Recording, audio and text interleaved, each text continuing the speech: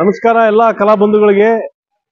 ಕಲೋತ್ಸವದ ಅಂಗವಾಗಿ ಮಂತ್ರಂ art foundation ಅವರು ವಿವಿಧ ಜಾಗದಲ್ಲಿ ವಿವಿಧ ಸ್ಥಳಗಳಲ್ಲಿ ನಾಟಕ, ನೃತ್ಯ, ಸಂಗೀತ, ಸಿನಿಮಾ, ಸಾಹಿತ್ಯ ಇನ್ನಿತರ ಅನೇಕ ಕಲಾ ಚಟುವಟಿಕೆಗಳನ್ನು ಮಾಡ್ತಾ ಇರೋದು ಬೆಂಗಳೂರಲ್ಲಿ.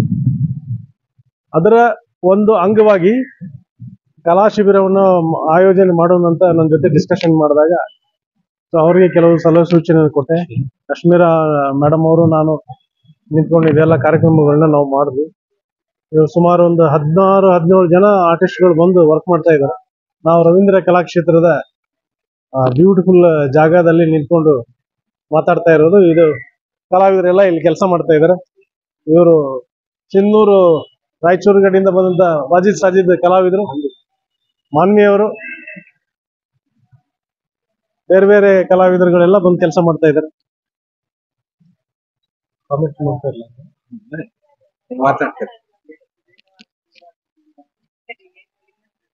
ಶಾಲಿನಿ ಸಿಂಗ್ ಅಂತ ಇದ್ದಾರೆ, ಆಮೇಲೆ ಶಿಮೋನಾ ಅವರಿದ್ದಾರೆ, ಗೀತಾ ಇದ್ದಾರೆ,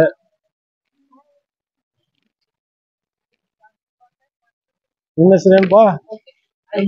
ಸಂತೋಷ ಪತ್ತಾರವ್ರು ಇದ್ದಾರೆ.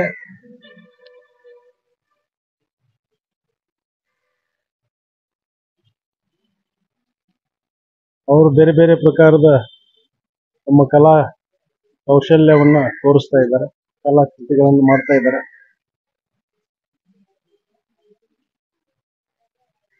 ಸೋಮಶೇಖರ್ ಅವರು ಇದ್ದಾರೆ,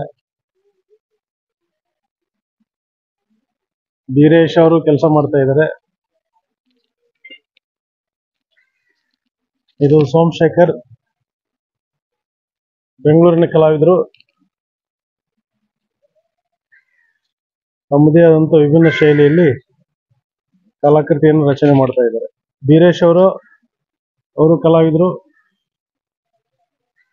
ಅವರು ಕೂಡ ತಮ್ಮದೇ ಆದಂತ ಒಂದು ಶೈಲಿಯಲ್ಲಿ ಕಲಾಕೃತಿಯನ್ನು ರಚನೆ ಮಾಡ್ತಾ ಇದ್ದಾರೆ. ಪಡಶಾಲೆ ಆರ್ಟ್ ಗ್ಯಾಲರಿ, ಇದು ಲಲಿತ್ ಕಲಾ ಅಕಾಡೆಮಿ ಅವರ ಒಂದು ಕಾಂಟ್ರಿಬ್ಯೂಷನ್ ಅಂತ ಹೇಳ್ಬೋದು.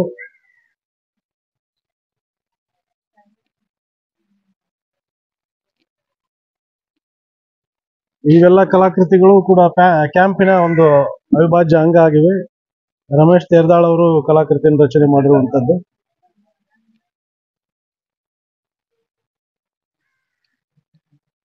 ವಾಜಿದ್ ಅವರು ಕಲಾಕೃತಿ ಇದು ಆರಂಭದ ಹಂತದಲ್ಲಿ.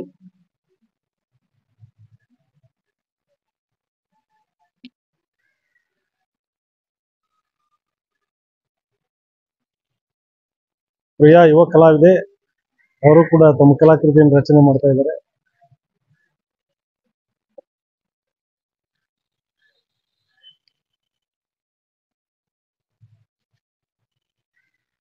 ಧನಂಜಯ್ ದಾಸ್, ಇವರೊಬ್ಬ ಕಲಾವಿದ, ಅವರು ಕೂಡ ವರ್ಕ್ ಮಾಡ್ತಾ ಇದ್ದಾರೆ.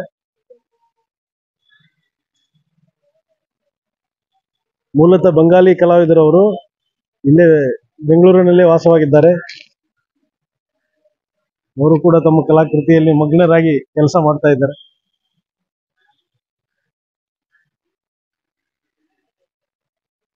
ಮಧುಸೂದನ್ ಭೋಸ್ಲೆ ಇವರು, ಮಧುಬಾಲ ಭೋಸ್ಲೆ ಅವರು, ಇವರು ಕಲಾವಿದರು, ಬೆಂಗಳೂರಲ್ಲೇ ಇರ್ತಾರೆ. ಮೂಲತಃ ಮಹಾರಾಷ್ಟ್ರೀಯನ್ ಅವರು. ಅವರು 3 ದಿವಸದಿಂದ ಸತತವಾಗಿ ಕಲಾಕೃತಿಯನ್ನ ರಚನೆ ಮಾಡ್ತಾನೆ ಇದ್ದಾರೆ. ರಾಜು ತೇರ್ದಾಳ್ ಅವರ ವರ್ಕ್, ಅವರು ಕೂಡ 3 ದಿವಸದಿಂದ ಸತತವಾಗಿ ಕಲಾ ಶಿಬಿರದಲ್ಲಿ ಭಾಗವಹಿಸಿ ಅದ್ಭುತ ಕಲಾಕೃತಿಗಳನ್ನ ರಚನೆ ಮಾಡಿದ್ದಾರೆ. ರೇಣುಕಾ ಕೆಸರಮಡ ಅವರು ಈಗ ಬಂದಿದ್ದಾರೆ, ಅವರು ತಮ್ಮ ಕಲಾಕೃತಿಯನ್ನು ಸ್ಟಾರ್ಟ್ ಮಾಡ್ತಾರೆ ಈಗ.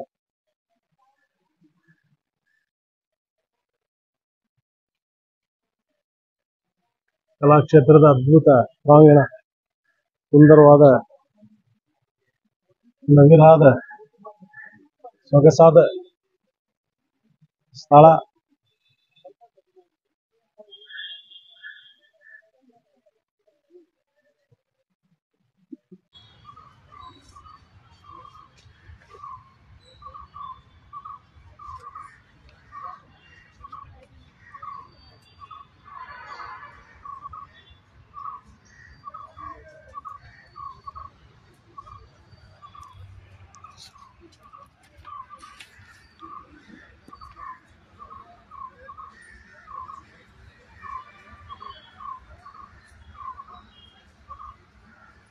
Rashmiti Nair, Art Mantramna secretary. Good afternoon. This is a 3-day art camp organized by Art Mantra. It's a non-for-profit organization started by our mentor, Dr. Jija Hari Singh, retired Director General of Police, Karnataka. We have 17 artists today here who are doing live painting. This event is in collaboration with the Karnataka Kalotsava organized by Art Mantra along with the Department of Kannada and Culture, Karnataka. Art Mantram's main aim is to encourage new upcoming artists. We give them a platform, we promote them. Once they establish themselves, they move on to better pastures, creating a future for themselves. Our aim at Art Mantram is to bring in new artists, bring an awareness of art in Karnataka and all over. We do have a lot of exhibitions and we are into theatre. We include theatre, music, art, everything as a wholesome and presented to the people. I am Kashmira, Secretary of Art Mantra. I think this is right. Thank you. ಸ್ನೇಹಿತರೆ, ಕರ್ನಾಟಕ ಏಕೀಕರಣವಾದ ನಂತರ ಕರ್ನಾಟಕ ಎಂದು ಹೆಸರನ್ನ ಪಡೆದಂತ ಸಂದರ್ಭ 50 ವರ್ಷಗಳನ್ನು ಕಳೆದಿದೆ. ಆದ್ರಿಂದ ಕರ್ನಾಟಕ ಸರ್ಕಾರ ಈ ಸಂಭ್ರಮದ ಆಚರಣೆಯನ್ನ ನಡೆಸಲು ವರ್ಷವಿಡೀ ಕಾರ್ಯಕ್ರಮವನ್ನು ಹಮ್ಮಿಕೊಂಡಿದೆ. ಈ ನಿಟ್ಟಿನಲ್ಲಿ ಆರ್ಟ್ ಮಂತ್ರಂ ಸಂಸ್ಥೆಯ ವತಿಯಿಂದ ನೃತ್ಯ ಮತ್ತು ನಾಟಕ ಕಲೆಗಳ ಬಗ್ಗೆ ಒಂದು ಕಾರ್ಯಕ್ರಮಗಳನ್ನು ಹಮ್ಮಿಕೊಳ್ತಾ ಇದೆ. ಆರ್ಟ್ ಮಂತ್ರಂ ಒಂದು ಪಡಸಾಲೆ ಆರ್ಟ್ ಗ್ಯಾಲರಿ ಅಂತ ಒಂದು ಓಪನ್ ಆರ್ಟ್ ಗ್ಯಾಲರಿ, ಅದು ಅಕಾಡೆಮಿಯವರು ಮಾಡಿದಂತ ಗ್ಯಾಲರಿ. ಇದು ರವೀಂದ್ರ ಕಲಾಕ್ಷೇತ್ರದ ಹೊರಭಾಗದಲ್ಲಿದೆ. ಇಲ್ಲಿ ಆರ್ಟ್ ಮಂತ್ರಂನ ಒಂದು ಶಿಬಿರ ನಡೀತಾ ಇದೆ. ಆ ಶಿಬಿರದಲ್ಲಿ ನಾನು ಭಾಗಿಯಾಗಿದ್ದೆ. ಆದ್ರಿಂದ ಅದನ್ನ ನಿಮಗೋಸ್ಕರ ಕೊಡ್ತಾ ಇದ್ದೀನಿ. ಇನ್ನು ನೀವು ಸಬ್ಸ್ಕ್ರೈಬ್ ಆಗಿಲ್ಲ ಅಂತಂದ್ರೆ ಈ ಒಂದು ಚಾನಲ್ಗೆ ಸಬ್ಸ್ಕ್ರೈಬ್ ಆಗಿ, ಖಂಡಿತ ನಿಮಗೆ ಇನ್ನೂ ಒಳ್ಳೆಯ ರಿವ್ಯೂಗಳು, ಒಳ್ಳೆಯ ವಿಡಿಯೋಗಳನ್ನ ಕೊಡೋದಕ್ಕೆ ನಮಗೆ ಅರ್ಥದ ಆಗುತ್ತೆ. ನಮಸ್ಕಾರ.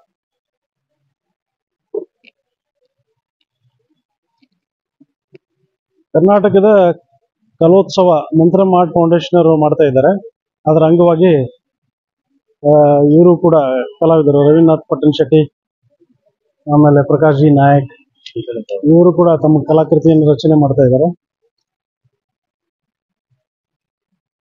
ಪ್ರಕಾಶ್ ನಾಯಕ್ ಮಂಗಳೂರು ಸಿರ್ಸಿ ಭಾಗದ ಕಲಾವಿದ. ಹಲವಾರು ವರ್ಷಗಳಿಂದ 20-25 ವರ್ಷಗಳಿಂದ ಕೆಲಸ ಮಾಡ್ತಾ ಇದ್ದಾರೆ. ಅವರು ಕೂಡ ಕಲೋತ್ಸವದಲ್ಲಿ ನಡೀತಾ ಇರುವ ಒಂದು ಕಲಾ ಶಿಬಿರದಲ್ಲಿ ಭಾಗವಹಿಸಿ ತಮ್ಮ ಕಲಾಕೃತಿಯನ್ನು ರಚನೆ ಮಾಡ್ತಾ ಇದ್ದಾರೆ. ಅವರದೇ ಆದಂಥ ಒಂದು ಜನಪದೀಯ ಶೈಲಿಯ ಭಾವವನ್ನು ವ್ಯಕ್ತಪಡಿಸುವ ಒಂದು ಪ್ರಯತ್ನ. ತಮ್ಮ ಪ್ರಮುಖವಾದ ಬಣ್ಣಗಳಾದಂಥ, ಪ್ರಖರವಾದ ಬಣ್ಣಗಳಾದಂಥ ಬ್ಲೂ ಮತ್ತು ಗ್ರೀನ್, ಆರೆಂಜ್ ಬಣ್ಣಗಳನ್ನು ಮುಖವಾಗಿ ಇಟ್ಕೊಂಡು ಬರೀತಾ ಇರ್ತಾರೆ. ಅವರು ಹಲವಾರು ರಾಷ್ಟ್ರ ಮತ್ತು ಅಂತಾರಾಷ್ಟ್ರೀಯ ಮಟ್ಟ ಪ್ರಶಸ್ತಿ ಪ್ರದರ್ಶನಗಳಲ್ಲಿ ಭಾಗವಹಿಸಿದ್ದಾರೆ.